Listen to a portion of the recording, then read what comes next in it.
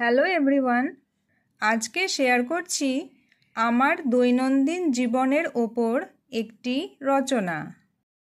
আমি প্রতিদিন সকাল 6টায় ঘুম থেকে উঠি। ঘুম থেকে উঠে আমি মুখ ধুয়ে দাঁত মেজে নিই। তারপর হালকা ব্যায়াম করি ও স্নান করি। সকাল 7টার সময় আমি প্রাতরাশ করি। তারপর আমি বইপত্র গুছিয়ে স্কুলে যাই।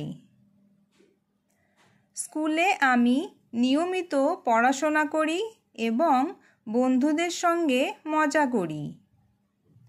দুপুরে স্কুল থেকে ফিরে আমি হাত মুখ ধুয়ে খাবার খাই। তারপর আমি কিছুক্ষণ বিশ্রাম নিই। বিকেলে আমি খেলতে যাই বা বই পড়ি। আমি সময় মতো আমার হোমওয়ার্ক করি। তারপর আমি আমার পরিবারের সাথে বসে রাতের খাবার খাই।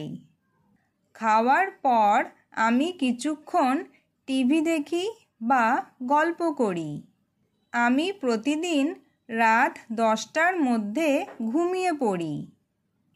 আমি নিয়ম মেনে চলতে ভালোবাসি। আমার দৈনন্দিন জীবন খুব সাধারণ কিন্তু সুগঠিত। আমি এখান থেকে অনেক কিছু শিখি এবং উন্নতি করি। আমি প্রতিদিন কিছু ভালো কাজ করার চেষ্টা করি। এইভাবেই আমার প্রতিদিন কাটে শান্তি ও শৃঙ্খলায়।